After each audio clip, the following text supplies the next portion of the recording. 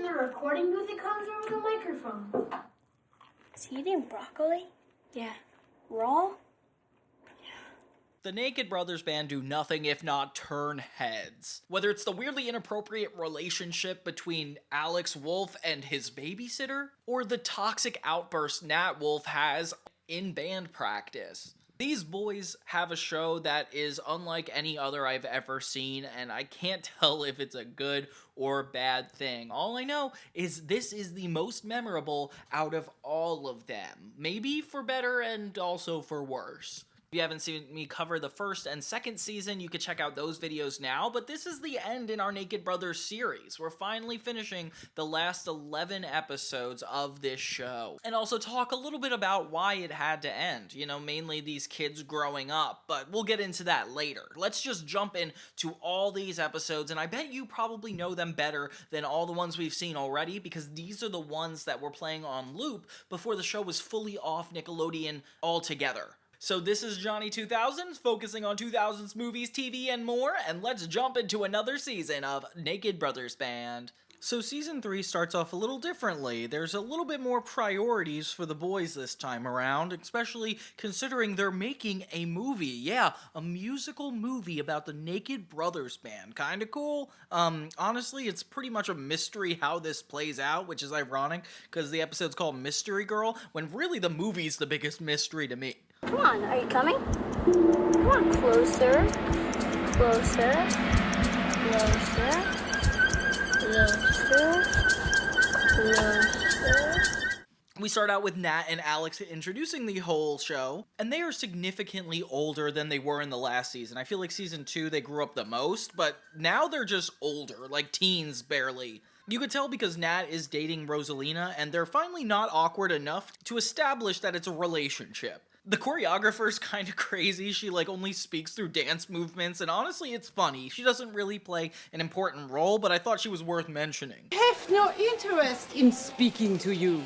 My dances speak for themselves. This for me is how I confirm that it is in fact a musical movie they are filming, with the Naked Brothers Band songs, which actually are a lot better than I remember, especially in this season. We have 2 new characters, the director and his assistant, which kind of reminds me of the guy that was in the past couple seasons, but these guys are focused on the movie, so it's a pretty simple transition to be a bigger endeavor. I don't want to hear it. There is nothing funny about art, and I am an artist. Funny about art. They're super pretentious with literally only the film in mind, and honestly, it's cool that the whole theme is around a set and this filming production because it adds a lot of drama. It's just so funny that they always have to have an adult that's kind of condescending to them or a mutual enemy so that way the kids can always get along. I noticed that about this show. Excuse me, young lady. Have you been body snatched?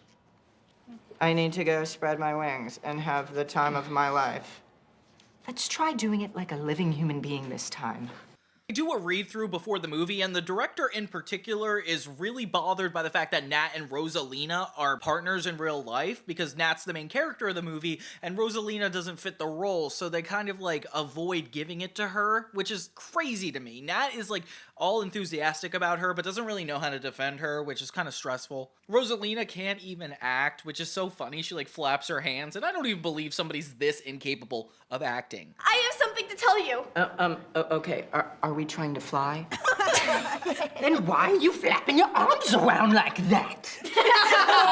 Attitude toward Rosalina's character in this season so far is off to a pretty rocky start, as they make fun of her a lot. They really put her down when Nat is the only one that kind of is a safe space for her, and yeah, it's not a good look, especially considering everything the actor came out about talking with this show. He tells them they have to break up immediately, which is actually really funny that he has the gall to think he can control these 2 teenagers' lives when really they're not even his kids. I like that we got all the bandmates here, everybody has a script in hand, and it feels like everybody's a part of this whole thing. Yeah, this is so cool. She's a talented little spud.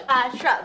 I'm a talented little shrub. She's a talented little shrub. In the B plot, Alex is heavily involved, and he is jealous because Juanita, which is this girl he has a crush on, it's like a skateboarding friend, she's kind of a tomboy, she wants to be a part of the new musical. She wants to be the love interest for Alex, which actually makes him really uncomfortable, and he spends a lot of this two-part episode avoiding her or uncomfortable with the fact that she's trying to be seen as more than a friend, and even she's like not into the idea of them being together. She just wants to try out for this opportunity, which makes a lot of sense. We're supposed to go skating at the South Street Seaport. Oh, he's right there under the piano. What are you doing? Nothing. But you know Alex, he's like super neurotic and can occasionally try to control things just to like get his way, and he's just so funny. Everybody in their life is actually auditioning for a part in this movie, which is really sweet. I wish they would just give it to them. Like the dad is auditioning for the father. Daniel and Oliver, I'm off on a business trip. Goodbye. Goodbye. Their babysitter, Jessie, can't sing, which is really stressful until she reveals that it's only because she's not underwater like a shower would be. And it's like, come on, you can only sing good under the shower? Crazy, crazy concept. Meanwhile, we catch the boys in the band, which is actually fun. I like it when they're incorporated in the B-plot, and they're trying to figure out who this mystery girl is planning on being. Nat wants Rosalina. Obviously, there's a bunch of actresses coming to the door, which, crazy. There's like a grown woman. What are you doing here? Cooper, these boys was fixing to break into your office, but I stopped them. Now, can I have a part in your movie? Why would you want to be seen with Nat Wolff, the 13-year-old? It's kind of insane to me. They finally get into rehearsals, and it's starting to feel like a school play in nature. Meanwhile, Rosalina herself is keeping a secret from Nat. She's acting all normal, but she and Cooper have something quiet going on, and I don't know what it is. All we know is that she almost doesn't mind if she doesn't get the part, which is kind of suspicious. I feel like you have a secret that's gonna tear us apart. Later, in order to find out the mystery girl, they literally tie Cooper up and question him, which actually is super funny. I can't believe how grown everybody starts getting throughout this season, honestly. How old is she? How am I supposed to nod to that? Right. Is she 1 year old? 2 years old? 3 years old? This is gonna take forever. We get a glimpse into the actual movie being filmed as Nat walks down this preppy high school hallway, and it's kind of cool that, like, this is the theme, and Rosalina's, like, in her uniform, and so is he, and the song is so good. I can't believe how strong this is to start. Later, when Nat and Cooper are, like, hanging out and playing basketball, Cooper's like, you need to talk to Rosalina, and he does not know why, and honestly, I'm scared at this point, especially since it's only the first part of a two-part episode. Like, what could be going on? He finds out later that Rosalina is actually going to go on a musical cruise where she is going to be playing her instrument professionally, and, you know, he should be happy for her, but he's really caught off guard and upset that she didn't tell him, which I would be too. This actually works acting-wise for them in the scene, which is not fun. It just shows that you have to be toxic or go through bad things just to be looking good as an actor. Yeah, that's crossing a line with me. Goodbye, Daniel. Goodbye, Rosalina. And cut the print and perfection. So that's when we cross over into the second part of Mystery Girl, and you'll never believe who became a part of this. Beautiful and talented Miranda Cosgrove has been juggling her busy schedule on her hit television series to make music movie magic with the Naked Brothers Band. Yeah, I don't even have to ask you if they're one of your favorite bands, because I know they're one of mine. But tell me honestly, is Rosalina jealous of you? We've heard rumors. Miranda Cosgrove. Yeah, she is the mystery girl. So the boys, I guess, aren't looking to figure out who it is now, but having Miranda jump in on all the conflict is super exciting. I love iCarly, so obviously this is like a cool opportunity to see her again. Meanwhile, the principal comes back. He's competing against the dad and the bodyguard for the same role as the kid's dad, which is so awkward, and I find it really funny. Okay, Daniel and Oliver, I'm off on a business trip. Goodbye. May the best man win. Alex is trying to wrap his head around the idea that Juanita is going to be the main part, and honestly, he doesn't make a lot of steps in the changing direction for that, so whatever. Nat meets Miranda Cosgrove, and they actually have a pretty good connection, but they try to deny it because, you know, Nat is with Rosalina and trying to maintain that relationship. They make up on the fact that she's moving, and when they have a conversation about the whole thing, and he's finally taller than her, oh my god, look how long that took. I'm happy for you, okay? It's just really infuriating that you didn't tell me until 2 days ago. Yeah, I'm sorry. I couldn't tell you before because I needed time on my own to figure out what I was gonna do. And it ends up in another fight, which actually only pushes Nat and Miranda closer, which you do not expect. They use a photo of her from the first season of iCarly, and it is so cringe. Like, it's like the 2000s way of Photoshop, but it's horrible. Honestly, it looks like one of my thumbnails. Hate to throw shade at myself, but Johnny 2000, you are not working out. They film one of the scenes that Miranda's a part of, and there's a lot of chemistry, it's very sweet, but yeah, it's all influenced by the fact that the paparazzi are trying to push them together. It makes them super uncomfortable, and the fact that Nat and Rosalina are still fighting is not going to be good. Yes, you did. I'm sure of it. I didn't do anything wrong. I bet you weren't happy enough for it. I was plenty happy. Plenty happy or mondo happy? Alex tries to stop the awkwardness by asking if him and Juanita don't need to kiss in the movie, and the director doesn't seem to even remember a kiss, so this doesn't feel like a plot at all. Juanita and I have talked it over, and we'd rather not kiss. Kiss? Yeah. And we both have minty fresh breath, if you're wondering. That's not it. Nat kisses Miranda in the scene, and it makes him feel really awkward and uncomfortable, so he goes to approach Rosalina, only to be bothered by more paparazzi. Ugh, I feel bad for them. But honestly, some stuff happens in this season that actually makes it more ridiculous on Rosalina's end because of all this, but we'll get into that later. We get I Don't Want to Go to School in a huge musical number that would have been in the movie, but oh my god, I want to see this movie. It's so cool the way it plays out. Face again, I don't wanna go to school every morning. I don't wanna go to school. I don't wanna go to school. Miranda and Nat find each other on top of the building in New York, and yeah, they have a really sweet moment while Nat is just trying to grapple with the fact that she's going to be going away for a while, and he needs to actually be happy for her. It's a huge opportunity, and just because he's the lead singer of a band doesn't mean she can't be big in the music industry. Well, it's definitely a 2008 problem to have. It's funny because this feels like it's supposed to promote iCarly when the Naked Brothers Band had gone on for 3 years by this point, but then the fact that iCarly outlasted it and got a reboot means that, like, it's probably promoting Nat and Alex way more than it did iCarly. Like, this is the best thing to happen to Naked Brothers Band, and honestly, it looks like crazy in retrospect. The actors have started a real riot. Mother!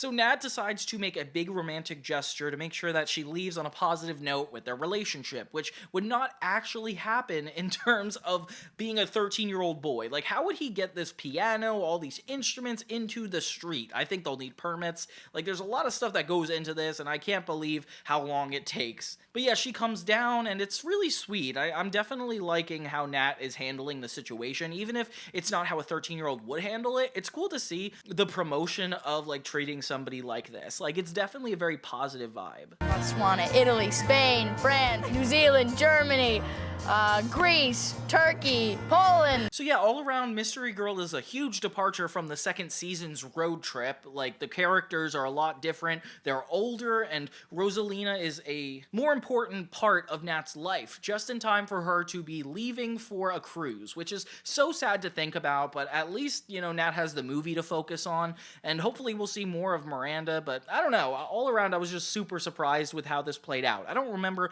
anything from the third season. I must have outgrown it at this point. Yeah, well, if you don't know the difference between a moi and a moi, what is the difference? I don't know. Fine, how about I go kiss some French vegetarian girl in a weird bathing suit? Then you'll know how it feels. We jump into a second two-part episode immediately after this first one, and honestly, I remember the promos for this way back when it came out in Nickelodeon. It's called Operation Mojo, and we actually deal with a lot of stuff I never thought we would worry about on the Naked Brothers Band show, in a good way, like not a negative way. It takes place right after Rosalina leaves, and yeah, Nat is having a hard time dealing with it. We see Alex and Juanita enjoying cotton candy in the music video, and yeah, it reminds you that these kids are really having a good time putting a movie together. They talk about this looping session where they're trying to get voices for the movie, and it's so real how they actually reference the entertainment industry so often. When they're making a movie, there can be noise over the actors' lines for things like traffic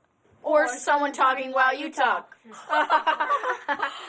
But yeah, Rosalina's gone, and Nat is having a hard time dealing with it, with immediately being bothered by the sound engineer, which, by the way, crossing a line. I don't know why the sound engineer has a firm opinion on Nat's relationship, but he's like, I could see Rosalina dating somebody in this news article. For my listeners at home who obviously can't see this, I have here a picture of Rosalina snogging with the French piano prodigy and well-known vegetarian, Michel Roquefort. The band kind of backs Nat up until they see the picture too. They're like, this is way too real. And honestly, yeah, it is too real. In the first special, when Nat was like badly photoshopped on the cover, that was one thing, but this is full on, like, Rosalina is kissing another person. Oh my gosh. Everybody tries to comfort Nat and like try to tell him that there's no reason to freak out, when really it is. There's a huge reason to freak out. Just bad timing, because Rosalina comes in to catch up with him right then and there. The band kind of treats her disrespectfully, and honestly, it's just a whole bunch of miscommunication. Older, handsomer, and better piano players than Nat? What? Nothing. In the same way it was in the last special of the second season, Polar Bears, when Nat and Rosalina just kept jumping on opposite sides. Like, I wasn't expecting this to come back again. But it's so interesting to see that they're clearly in a relationship and trying to maintain that one-on-one thing, because before they've never really solidified anything. It's so interesting to see them like try to connect like this. The picture, the French waters, the moi on the cheek, so history. It's a miracle! My commercial's back on! It's a sign! So Nat starts going through midlife crisis, staying up super late till 2 a.m. watching commercials where he's like trying to buy a massage chair. What in the world? Yeah, he's going through it, and I love it when there's like a breakup arc. I feel like those are really interesting in TV shows. They go to the looping booth and even have to dub over a scene with him and Rosalina, which is so much torture, especially if you're going through a breakup with this exact person. Yeah, Nat is going through a lot. I feel like you have a secret. A secret that's gonna tear us apart. I'm leaving you, Dana. I know you are! For that French dude! It sucks that Miranda's not back. I thought she would be, but she's not. Right in the middle of the session, Rosalina calls Nat, only to make him spiral further. It turns out this was a kiss, and this is a big argument between the two. I'm actually confused on how they're actually gonna get over this, because this is a big deal. Like, your girlfriend kissing another person, like, how do you excuse that? The band tried to get Nat off his butt to finish this movie, which is so cool that, like, the plot line of the movie is so consistent throughout this so far. Like, I definitely want to see this musical. He's, like, eating celery in his room. It's like, what is the band gonna do to get him back on his mojo? Chapter 1. Purge the environment. So she dumped you. Here's what you do first. Get rid of all the things that remind you of the person who you broke up with. As soon as you do this, bang! You're over her. Alex thinks he needs to purge the environment because that's, like, helpful in a breakup, and he just takes a bat and breaks stuff, which is kind of not reasonable. Come on, Alex, relax. And again, Nat shouldn't have pictures of Rosalina as his screensaver on his computer. I can't believe he can even afford a computer at this age. It's a really wholesome musical montage when Alex is trying to get Nat back in his flow. Like, they try boxing, they try all this different stuff, and the song is pretty good too. The fact that it's not a part of the whole movie musical is astonishing to me. I feel like they could have made this more a part of the main plot, but okay, whatever. He writes Rosalina in the chair, which I actually find really funny. I would have done this at this age too. Breakups were always hard for me. I feel like it took like weeks to months to actually get over something like this. My brother prepared to be healed. We're going on a dudecation. So I would just like watch TV. Not sure what you guys did when you had breakups or like how you emotionally coped, but I would watch TV and eat a lot of food. That's just me. This book, it's like getting through breakups for dummies, and it's so funny that Alex uses this as his Bible for like the whole thing. He gathers the entire group together and suggests going on a camping trip to get him his mojo back. No conveniences, no comforts. No cameras. We battle the elements, and if we survive, we prove to ourselves that we can handle anything. Right, Nat? My favorite part is the fact that they actually do this behind Nat's back. They don't tell him they're going to be taking him on a trip. Literally everybody but him knows this is happening. And this is a very thoughtful gesture from his family. Like, I feel like it takes a lot of love to take somebody who's going through something and, like, rearrange your schedules to help them with it. Like, it's very sweet in nature. You think I'd go out to the woods with a guy who's lost his mojo? No. So what's your plan then? It involves all of you. What do we do? Speaking of in nature, yeah, they just end up in nature by the end of this episode, and it's all about camping from now on. Whoa. Yeah, they're just trying to get Nat back to his former self, which is very, very thoughtful. Although what they say is camping is barely camping. They literally bring all the stuff they would use at Nat and Alex's house and just put it in a tent, like with the bodyguard there. Like, everybody's just chilling out, nothing to do with nature, like not camping. They're glamping, as the kids say. Glamping is when it's like a really fancy version of camping where you actually bring all your amenities. Yeah, that's not always roughing it to me. It's the massage chair that Nat ordered. It came just after you guys left. I got nerves. Didn't me? We start off the second part with something we actually set up at the very end of this first part. Alex has a fake snake, and it turns out he's going to stage a situation in which Nat could be the hero to get his mojo back. And yeah, it starts out being really freaky. Like, in the night, Alex is being cornered by a snake, and Nat comes in to save the day. But he doesn't get excited about this. He gets scared. It traumatizes him in a way. So Alex has more backup plans. We're not super worried about it. I think he's talking about having a whole bear suit, which requires a volunteer, and of course nobody wants to do that. Fine. They're all obsessed with this new massage chair that Nat bought, which, by the way, yeah, the same one he had a midlife crisis staying up all night watching TV, that's the chair he bought. Why, Nat? Kasim's plan is to hook Nat up with a new girl, which is kind of funny. It's this girl that's following him around. You never introduced me to him, Kasim. That's because you fit the profile of a stalker. Which I don't know why he's trying to pawn off her to somebody else, but it is funny that they're trying with this.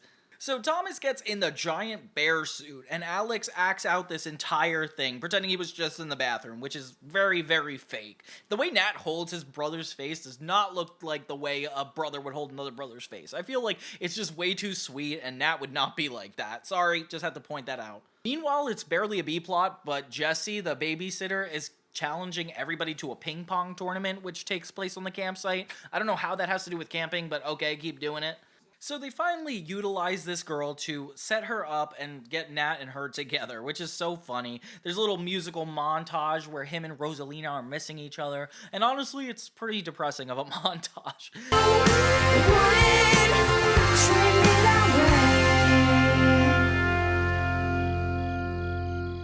He manages to get Nat to save this girl. But you know what? They do not have the connection you would think they would. So Nat is convinced he got his mojo back, and it feels like the resolve of the episode is bound to happen, thank God. Until no, yeah, late at night, Nat realizes that Alex and everybody at this group set up the whole operation.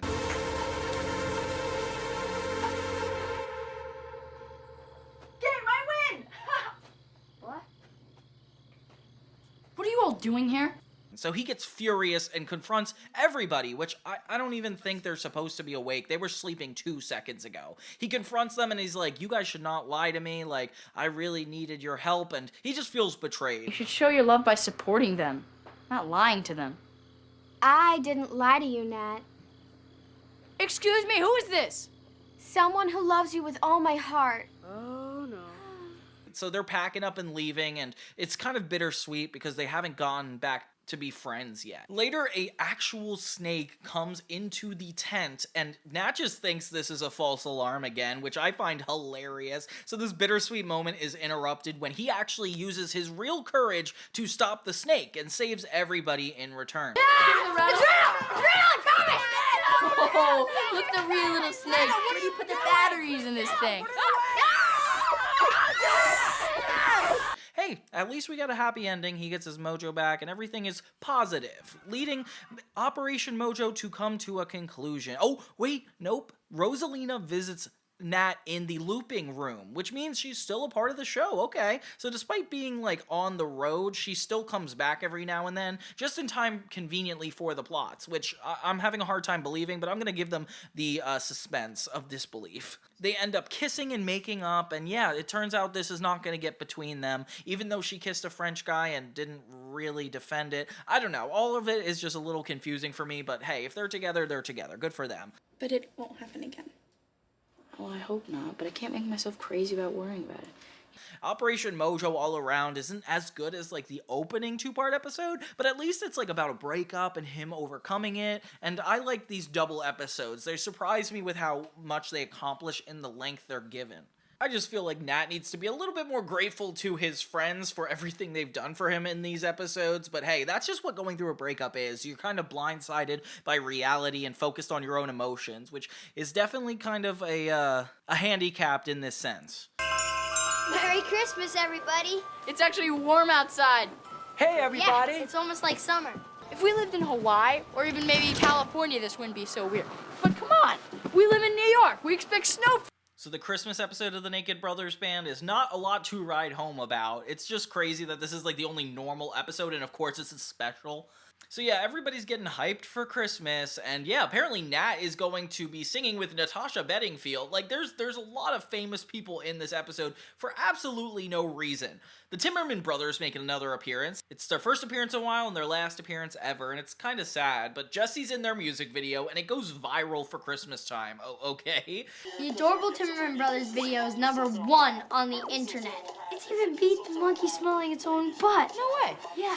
So yeah, Alex is determined to compete with them and actually make a worse video that will go even more viral. Okay, so yeah, he tries to get Nat in on his plan, and Nat just like doesn't want to ruin his entire Christmas alone. And he's already in a funk because he sees that Rosalina wrote only 2 X's instead of XOXO for his Christmas card. Oh no. Yeah, so she's still out on her world tour, so she's not in this episode. But this time, if he put 3, it would look desperate, wouldn't it? And Nat is just depressed, of course. He has to be. His only reason to live is Rosalina for the majority of this show. I don't see why not. Jesse's like begrudgingly helping Alex make this music video, and it's so cringe, but like obviously they're gonna keep trying. They want to make it bad anyway. Termites, termites, eating your Christmas tree. Stop! Termites. Happy as we can. Get yourself under control, woman! Why can't I be a termite? Next thing you know, we got Whoopi Goldberg showing up. A lot of famous people coming to the Alex and Nat's house, not expecting that at all. And yet, Alex is still determined on Nat ruining the Christmas performance with Natasha Bedingfield, and I can't believe she's even here. Like, this is such a another random cameo, you know? Christmas stinks? Is that an ironic title? So he ends up singing this song, Christmas Stinks, and it's really awkward and embarrassing, and of course he just had to do it, but you know what? It makes him feel better. I mean, even though he has to apologize a moment later. Did you give all your exes to some French dude? Did you run out of ink? Christmas stinks. We get Andre Harris from Victorious making a guest star appearance, which is so funny. He's actually a really good singer, as we all know, and in this he plays like a grateful kid that just wants to have a good holiday, and Nat realizes that he's kind of being selfish and making this like a negative experience when some people don't get this experience at all, which fair plot. I just can't believe they threw in another future Nickelodeon character. Nat, Natasha Bedingfield, and everybody else just sing one last time. So much is Christmas and I wish you were here.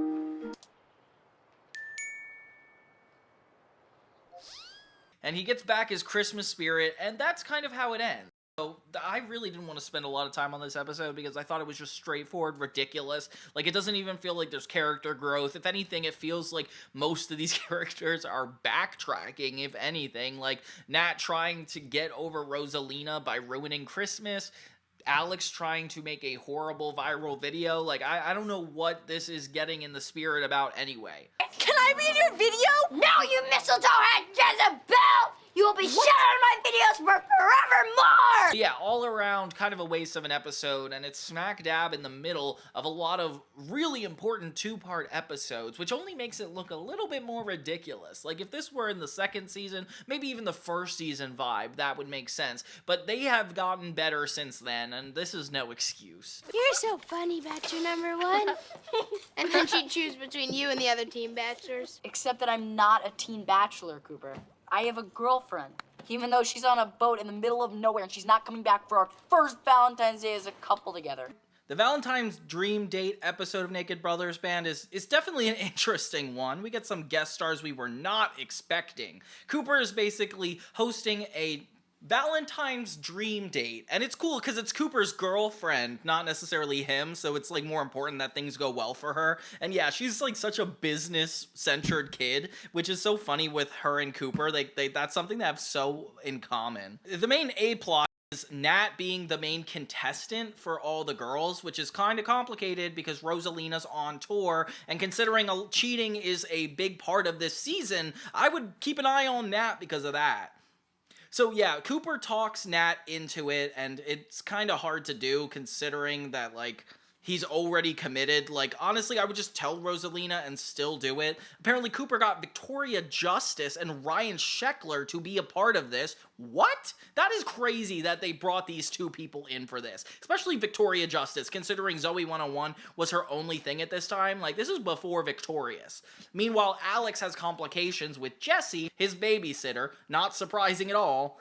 You told him that he was a rat for dumping you, right? And you told him that you never wanted to see his face again. Right, Jesse? No, actually I said, do you want to come over? And he said... He brings back Jesse's ex because she's really sad this time of year, and yeah, he takes it way too far by making this whole angel of himself in a diaper, but then puts pants on it. Like, I don't know what this bit is, but it's funny. So, when Abdul sends a giant Valentine's Day card to Jesse, she basically falls back into love with him, and he shows up, which Alex was not predicting. So now he's here, and Alex is super jealous. So both of them are competing for her affection right in front of him. So they're getting ready for this whole event, and of course the host has to be a diva, this man. We're doing a game show here. This is serious. People are working, okay? And the lights stink. I have a chin situation. Fix it. Why is Cupid wearing pants?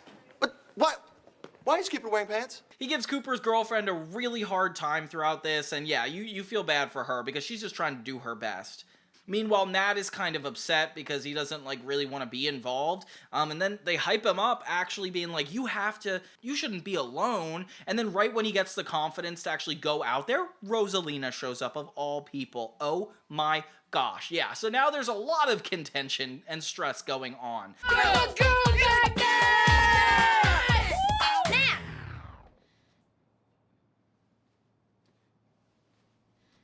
You're bachelor number 3?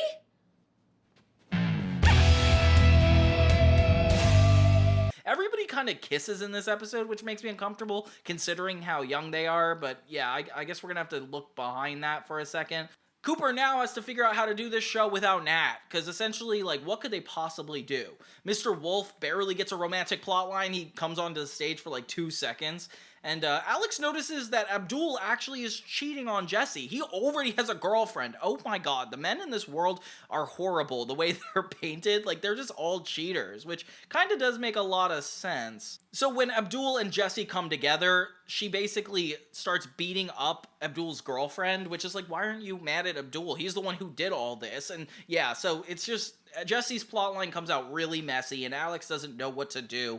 Meanwhile, Cooper kind of accepts the fact that Nat is going to step down from this whole thing because of Rosalina, which is very sweet, because it's like, if you're a businessman, clearly you care about the bottom line, and he didn't. Meanwhile, the other boys in the band start flirting with Victoria Justice, and she kind of has a crush on all of them, question mark? Yeah, this is kind of weird. Victoria likes us. All right. I mean, you guys are idiots, but in a cute way. Yeah, so they have Victoria Justice instead be at the head of the competition and have all the boys in the band be the one to answer questions, which is actually so funny. I love that we actually get to see a little bit more of the boys. But I get so annoyed with Sunny because their dad ends up falling back in love with the girl that cheated on him with her brother. Oh my lord. Alex ends up having a really sweet moment with Jessie where he writes her a song to not be so sad about Abdul anymore. He's comforting her, but the fact that he's like more romantically interested in her makes it mean there's like a motive behind it, and that kind of makes it icky for me. So yeah, Valentine's Day Dream Date is such a confusing experience. Like, while they're trying to capture like the excitement of like new love, they have like really toxic old relationships getting back together, Rosalina showing up, Nat being convinced that he doesn't need to acknowledge his girlfriend, and Victoria Justice of all people I don't know, I mean, they're all such idiots. In a cute way. Can I have them all? taking the stage in this one. Like, I was surprised when we saw Miranda Cosgrove, but you're telling me now Victoria Justice too? Like, come on, Nickelodeon, get new people. All around, though, it was really fun to revisit this holiday in particular. I feel like everything that's about to happen is going to contradict everything I'm saying here, so sit tight because it gets dramatic for the rest of this season. My little man's growing up. And soon I'll be able to drive and talk about basketball and go to movies with strong language and adult themes. I can see it now. And you won't need me anymore.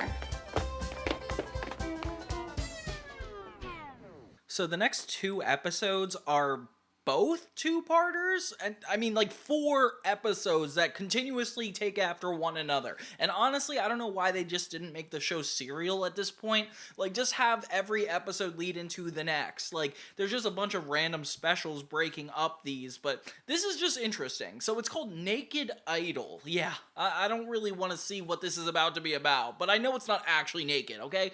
I'm gonna take that off my plate. These all definitely put Nat in a really complicated position, as if he weren't in the other 2-part episodes, but I'm telling you, this goes so much further. We start the episode with Alex visiting Nat in the bathroom. He's shaving for the first time. It's like a big monumental moment, so he's gonna become a man now. Please, I gotta get in. I just really have to go to the bathroom. Okay, just a second. There it is. Is it everything you dreamed of? Yes, yes, yes, yes, yes, yes. He ends up even getting cologne from Rosalina that smells like dog pee. It actually doesn't, but like it's supposed to make your own smell significant, and apparently he smells like dog pee. So funny. This actually comes up later, but you know, get ready for it. So Rosalina and Nat are so happy together, which never lasts more than a few scenes, so I'm just excited for how this is about to play out. Jessie notices that Rosalina's checking her phone with a sad look, so there's something going on, and honestly, I'm pretty terrified. She ends up walking out of the house, only for Nat to wonder where she is. Well, I would say it's sweet and rugged and, smell it, just a hint of lime. It's the smell that says, sunny, lime sunny. The cologne smells good on the dad, though, so it just means that it's Nat's issue with the cologne, not the cologne itself. Aw, poor Nat. Alex, on the other hand, is worried about himself becoming a man. Like, at first he's super excited. He's trying to get, like, a magnifying glass up to his face so we could tell if he's a man. And yeah, it's just ridiculous. He's so excited about it until he learns that if he's a man, Jessie won't be able to babysit him. Aw, so it's kind of sweet, but the age gap thing is still a little complicated because she's sad about the whole situation too, which is even more confusing for me. I don't understand how inappropriate this is. So yeah, they get to band rehearsal and everything seems to be like normal until Rosalina starts to act a little sketchy. Rosalina has Nat sing this song that meant a lot to her when she was younger. Apparently he wrote a song called Rosalina, and it's a really sweet, sappy ballad that he made when he was super little, and now he's just re-performing it for her, and he's gonna do it on the big TV station, which is actually kind of awesome. I love that they're bringing something back like that. So he starts to play it, only to be interrupted by this French guy. Oh, it is the right place. I thought I must be mistaken. The music I just heard is so simple. I cannot believe this is the wonderful band you told me all about. And it turns out to be the same French guy from the magazine in the episodes before. Oh my god, they just keep beating this plot to death, don't they? And this guy is like very obnoxious, clearly doesn't appreciate any of the band. He's like a good piano player and upstages Nat pretty quickly. It brings a lot of tension into the group because it's like, why would he be visiting her? Also, this looks like a grown man. Like, maybe he's not, but still, it's uncomfortable to think that he's like hitting on Rosalina. It's nothing, Nat. She is yours. Michel is just, how you say, guy on the side. This is all right. Michel accepts this. He is from France, after all. He insists that she kisses him goodbye, which is so not cool. She ends up doing it, and it's like, I don't know if it works in anybody's favor. But Nat sees it, of course, and meets with this guy in the elevator, only for the doors to shut. Oh my gosh. So yeah, next thing you know, they're fighting in the elevator. Great place for a commercial break, honestly. So now there's a lot of tension. Nat is mad at Rosalina, he's mad at the French guy, and they're just trying to keep rehearsal going for this performance of the song Rosalina. And of course, Nat doesn't want to play that specific one anymore because this is complicated. So he actually acts out in a really insane way. He starts yelling at Rosalina while they're rehearsing, using all this against her. He's made you ashamed to be in this band now. Can we discuss this later and just rehearse this song now? Please? Did you hear her, Cooper? We're not doing that song! All right? I don't want to embarrass her in front of her. I don't want to make her stoop so low after she played Beethoven for the King of Spain. Fine, then just play something. Fine. Let's play Curious. Curious? I don't. 1, 2, 3, 4.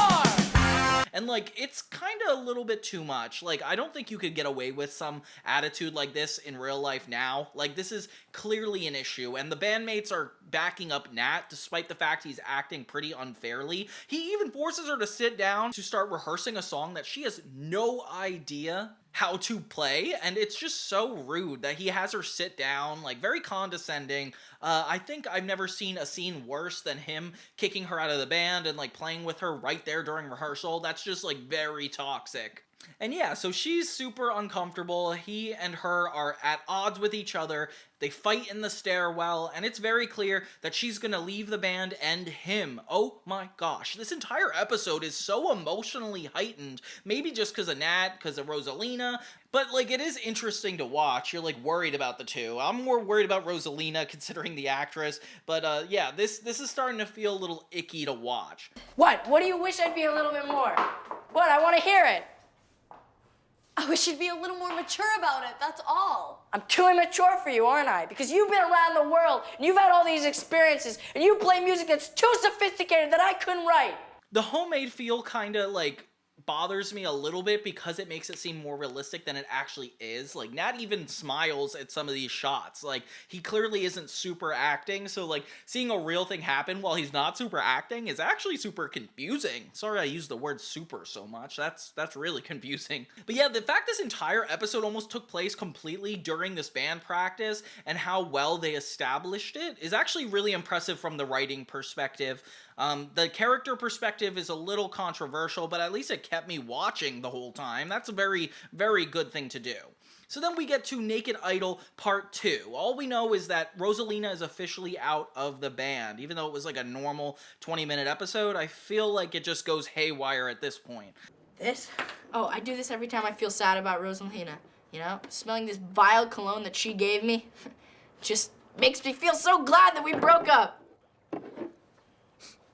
Man, am I glad we broke up! So yeah, they're practicing for the same performance. Nat is insistent they don't do the Rosalina song. And yeah, he just gets manic at a certain point. He starts purposely wearing this cologne, wanting to smell like dog pee. Wasn't expecting that. And the entire band's dynamic is completely different now. At first, he starts to use AI. No, I'm just kidding. He uses this thing like headgear and this electronic performance equipment, which is actually so confusing. I don't even think we have that technology like right now for live bands at least. 1, 2, 3, 4.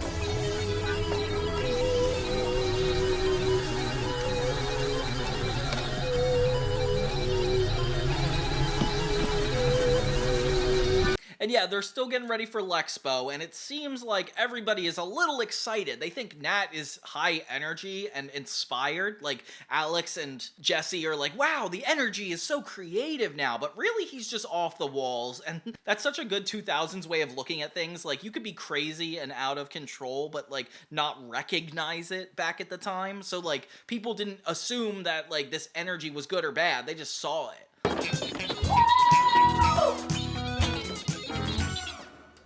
Isn't it great how Nat's taking this whole Rosalina thing? Yeah, it's like ending the relationship with Rosalina gave him creative energy. So Nat keeps trying to change the band to be something that like reflects himself, but of course he's so manic that none of his options are even like working out. He's even like, let's play with a jug. Cooper takes the reins in and is like, we're gonna have a full search for a new bass player because we can't do this without Rosalina. I can't control what you all do. If you guys want a Naked Idol competition, have a Naked Idol competition. What do I care?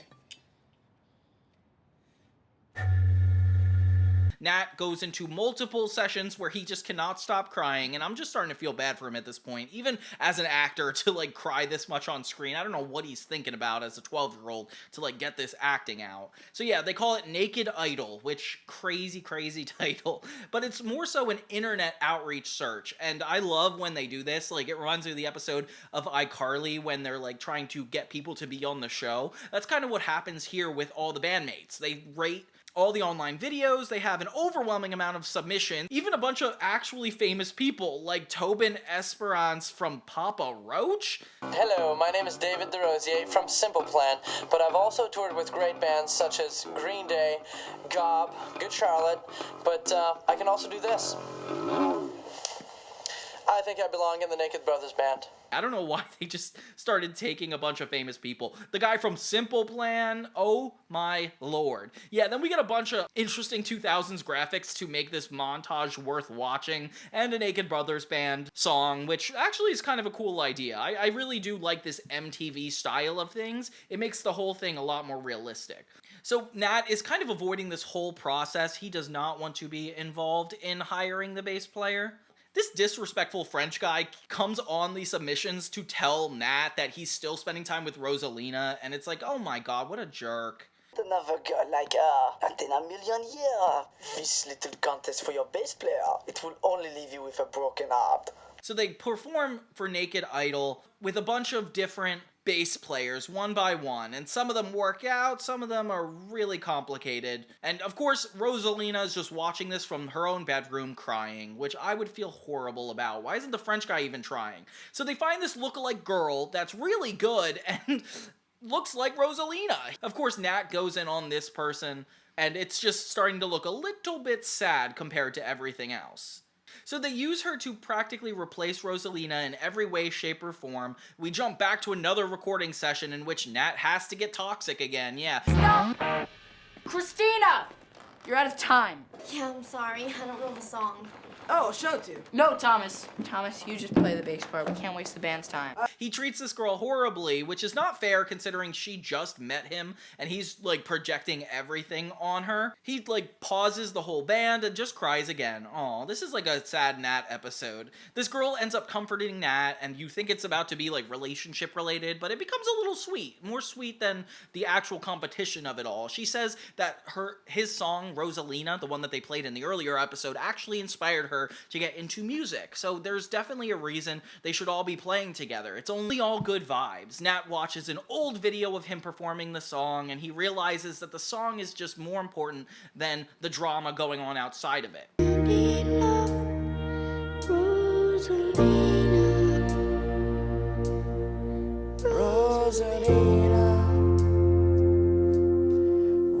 Alex throws a whole party based on himself for this event, and it's like him putting out like a new fragrance, of course, and it's like the celebration of Alexpo is just ridiculous. I definitely remember this part growing up. Like, why in the world is he like so conceited that he has like the father in the box and the dog in the box? Like, whatever.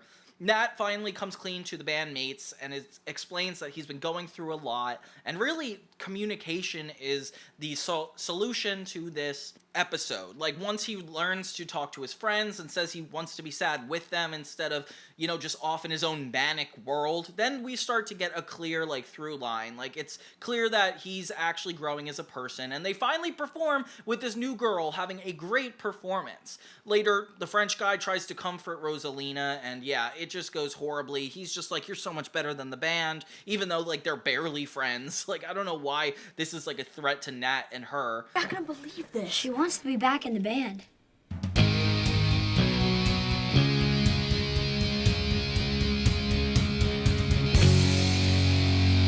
But then Rosalina is insistent on jumping back into the band. Meanwhile, this new fake Rosalina seems like she's about to hit on Nat. I don't know why she goes into his bathroom and compliments everything he has, which is not normal for a person of the band. I was just checking out the haul of used toothbrushes.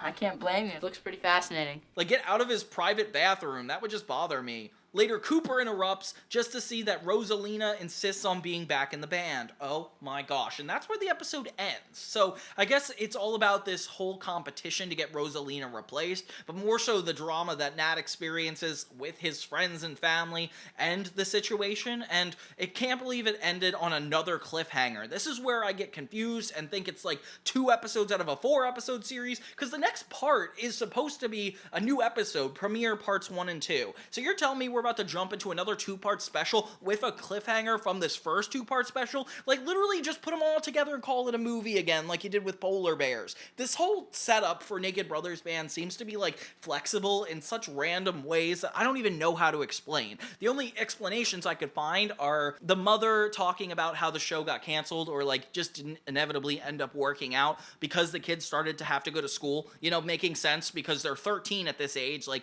they're outgrowing TV for sure. They should go to a normal social community, but like it makes sense that they're grouping together all these episodes, so it probably made less shoot dates for them to interrupt their class experiences. Also explains kind of why there's like minimal sets and like not a lot going on. Like they probably filmed Mystery Girl, used all their resources, and used these 2-part episodes to just have as simple as possible. Save their budget and make the 3rd season a good, like, send-off. But, yeah, I don't know. All around, I'm just... the only 2 normal episodes in this are a Christmas episode and a Valentine's Day episode, and yet we end on a single individual episode. It bothers me, but we're not going to talk about that right now. We're gonna go back to this. What are you talking about? Sports? Yeah, you saw those sports on TV last night? Yeah. Premiere is the next 2-part episode right before the finale, so that's why I wanted to, like, prerequisite that. We actually start with the B-plot, which is Alex convinced that he could see the future based on his hair. And I get it, his hair is growing a little bit, but does that really mean you could see the future? Of course, Jessie has to enable this, and she's, like, super into the idea, giving him a mirror. The only thing I can call her is an enabler at this point. It's so funny, we get a shot of the cereal box in the boys' kitchen, and it has them on it, just to show that they're, like, the most popular thing in the world. I love that, honestly. Gotta have world building, even in the Naked Brothers Band world. Now, as you could recall, we just had this whole outreach all over live television to get Rosalina replaced after their big dramatic argument, and of course now she wants to be back in the band. We go through a lot of work to replace her. Now she just waltzes back in and expects to get her place back? There's no way we're taking her back. Not a chance. So it feels like we're taking off right where we left off, and it's fun because obviously Nat had a really meaningful moment with Christina, so why would he get rid of her? And yet Rosalina has a lot of history with the band, so that's also a conflict of interest. It's interesting because they find a way of like making it not necessarily about the relationship, which is good. Premiere is referring to the movie they shot at the very beginning of this season, so it's almost like the tail end of the arc, and it's very interesting because they're gonna get ready to actually promote this.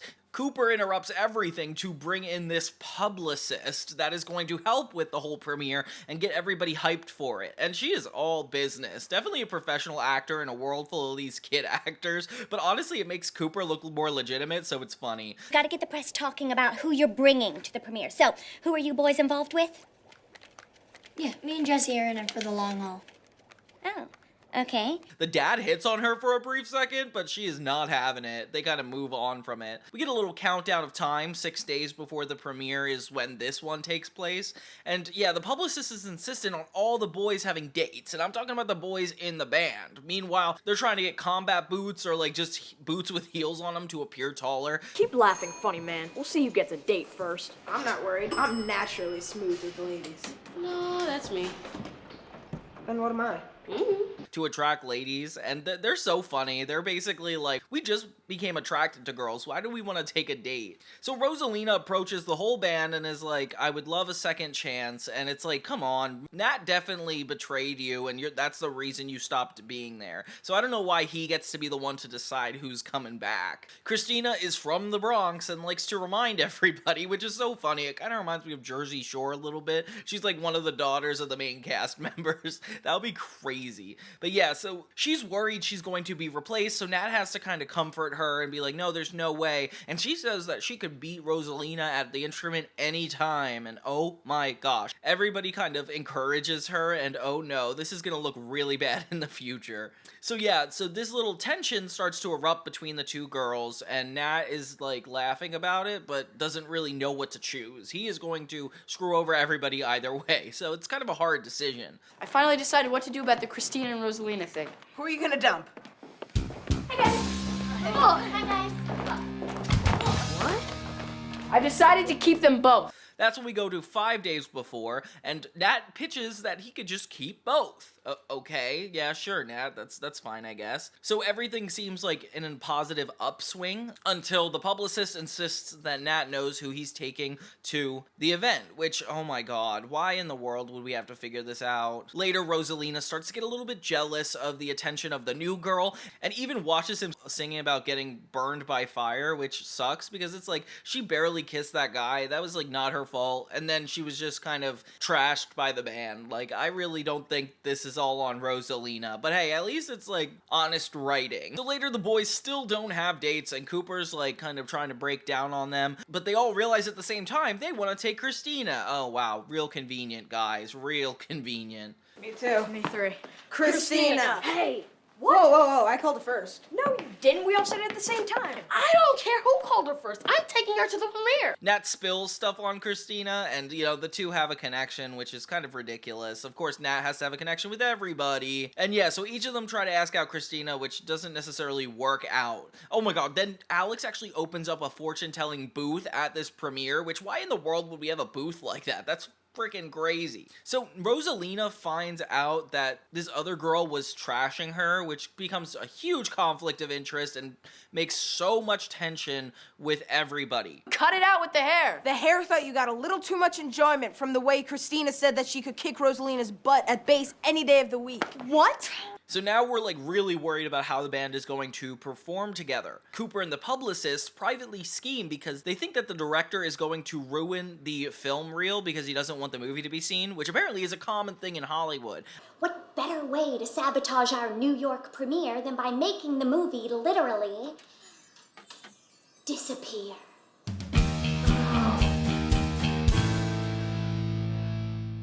I recently saw an episode about this in The Studio starring Seth Rogen on Apple TV. Yeah, kind of random, but this is apparently a commonplace. So the publicist insists that they hide this so that way nothing bad could happen, and spoiler alert, it does. We jump into the second part of the episode with Alex, and he's still doing this whole fortune teller thing. Luckily, he's doing it right where they hid the original film reel, which is kind of confusing to me, so the publicist is very insistent that they get the fortune teller thing moved, which I don't even know why we have it in the first place. Meanwhile, the three boys in the band are competing with each other to get with Christina, and of course it has to be such a nonsensical, boring plot for them. Like, I feel bad for these guys.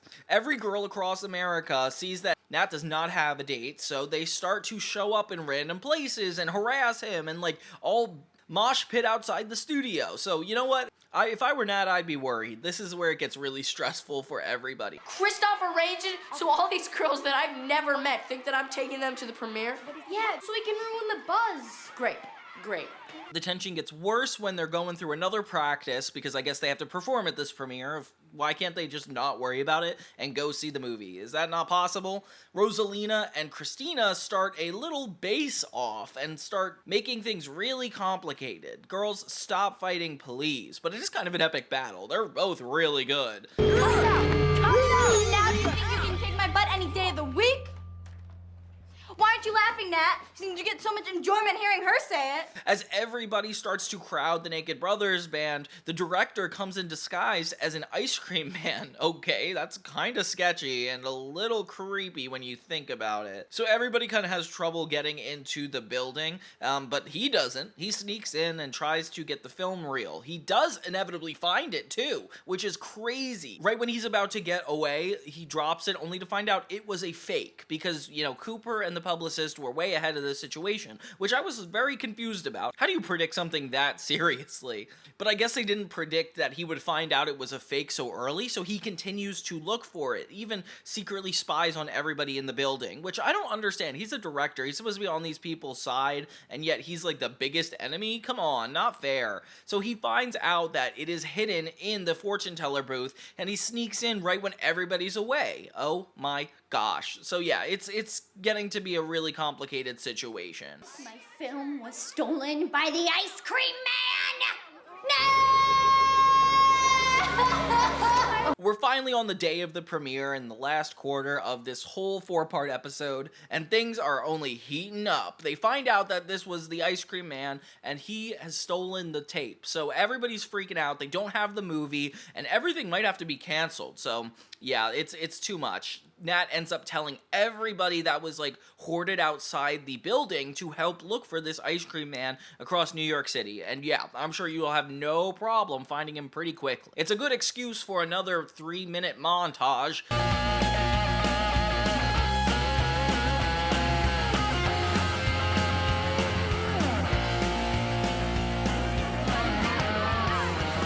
Them singing Run, which is very convenient for a lot of these plot-driven stories. Like, it's just singing about running, so why not? All the girls follow Nat, which means they're not splitting up across the city, and he doesn't seem to mind, so I guess that's just how it ends up. The dad keeps trying to get with random girls, which is kind of crazy. Eventually, they do find the ice cream truck right before things look really bad, and yeah, and it's exciting, because then they have to force him to drive them all back to the premiere. Aw, that's sweet. Finally comes time to announce who Nat went on the date with, and you know, like, we're waiting for them to like leave the ice cream truck, and of course it's Victoria Justice first. Victorious of all people.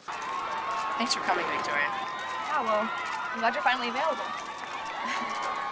It's kind of funny though, because it's like she's not intending to do this. I can't believe she's in it for 2 seconds like this. Give her a bigger part, guys. Then Rosalina comes out, and then she's like, oh, that's also his date. And then another girl who we don't know, also his date. Turns out he's gone on with everybody. And this actually was predicted earlier. When Nat was asking Alex who he should go to the premiere with, Alex is like, everybody. And they're just like convinced that his hair is busted and he can't really see the future, which makes sense to me. I feel like that's fair.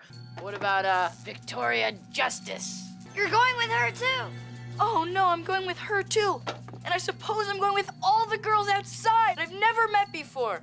Yeah, it turns out this fortune is extremely correct because he genuinely goes with everybody. Every girl there wants to be his date, and it's like, oh my gosh, come on guys, is this necessary? We barely get a glimpse into the movie scenes. I really am upset because I wanted to see how this movie panned out, and you know, like, I don't know, to me it's not fair that you're not letting me see this whole movie, especially with Miranda Cosgrove being a part of it. So yeah, they perform at the premiere, which I don't think is super normal for movie premieres. They just need an excuse to play. And everything is suddenly going swimmingly with the girls. Oh, thank God. Yeah, so with the celebration at the very end, I guess we forget about all the negative energy that Nat put toward this band. And I guess everybody else's energy. This all around was a very toxic situation. It's not to say that this wouldn't happen to middle schoolers. It is kind of funny the way it pans out, especially with the director plot line. Like, I did not see that coming. I didn't even know it was him for like the longest time, but you know, it makes sense in retrospect. So yeah, that was the last 2-part episode of the Naked Brothers band. I thought the series would end here because this is kind of like a really cool ending, but I guess we're gonna have one more episode. The next one is called No School's Fool's Day. Okay. Did Michelangelo's babysitter get in the way of them painting the Sistine Check Bell? See what I mean? Conceited! I was just being honest. Okay, the series finale is not something to ride home about. It's called No School's Fool's Day, which is kind of like an April Fool's Day, but like, since it's not April, they had to rename it. So all the kids pick out of a hat, and they get somebody in the group that they have to prank, and the one who pranks the best ends up with a trophy, and it's actually really cool. Unfortunately, Nat gets Rosalina, and that's going to be a huge conflict of interest, as you can imagine.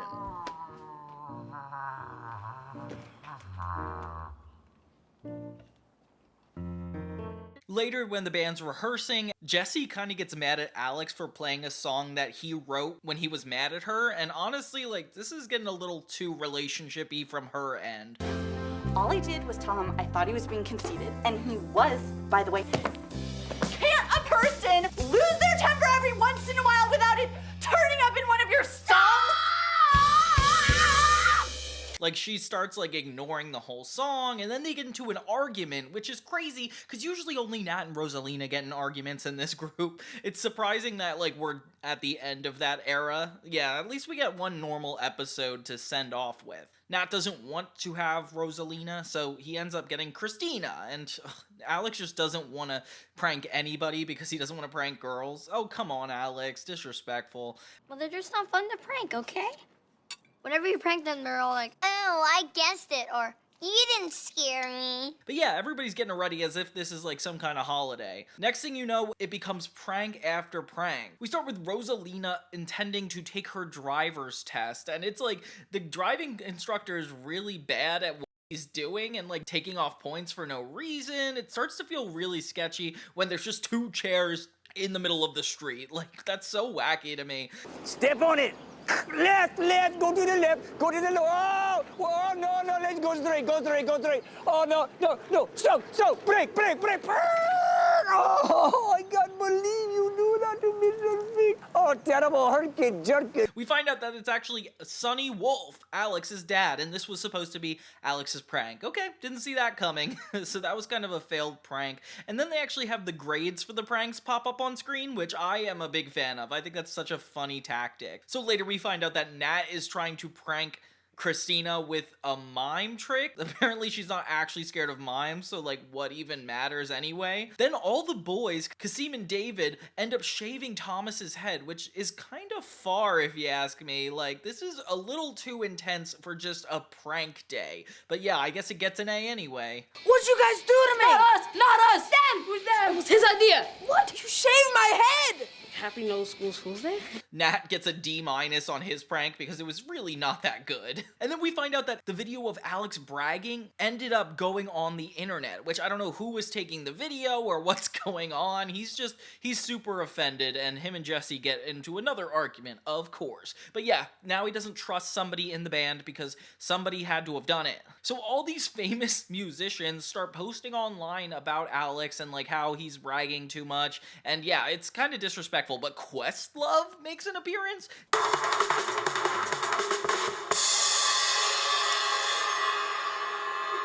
that, Alex Wolf. And I can pat the top of my head and rub my stomach at the same time. Jeez, the gall of all these people they're able to get on the Naked Brothers Band is kind of astounding to me. It must have really been such a huge thing. I feel like it was just such a side show that I never realized how important it was. Later, Thomas, David, and Kasim get arrested on the street because they have hair on them. I don't know why that's illegal, but apparently it's tied to a homicide murder. Oh my gosh. So yeah, they're going to jail. Meanwhile, 3 French women get their purse stolen, and Nat tries to help them, but it doesn't work out, so they just all go to the police station together, only to find out that Kasim, Thomas, and David are already there about to get arrested. You better shut your mouth, Marcel. I'm gonna throw you in the slammer with the 3 of them. Officer, I'd like you to arrest these men. And yeah, it looks really bad. Then Jessie comes up. Turns out she beat up all the drummers before they could hurt Alex, which I guess is sweet. But yeah, so everybody has a different reason to show up to this police station, and it's so funny to think this is like one of the last locations the show ever filmed in. Like, kind of sad when you think about it. Cooper ends up giving the drummers like a free ticket to the show and getting them out of here. But we learned that this was actually his prank and that Alex wasn't canceled online, which is funny because he does make the polar bears bears reference since this happened in season 2. It's almost like redoing a plot line. Do I have to pull another prank on you, Alex?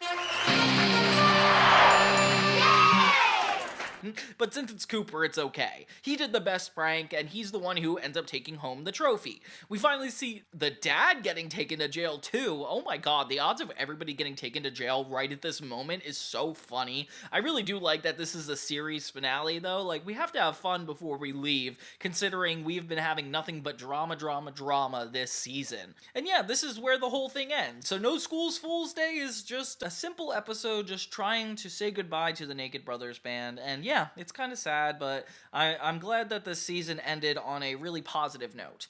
So yeah, that's the entire series. I mean, I don't know what you guys think, but I thought that was kind of a waste of time. It just feels like the entire 3rd season is the same couple plot lines back to back. Like, this could have been done in 5 episodes, but we have enough jokes and, like, quirky things going on that I'm willing to forgive, and that makes me the bigger person. Thank you guys so much for watching yet another Naked Brothers retrospective, and I will see you guys next time.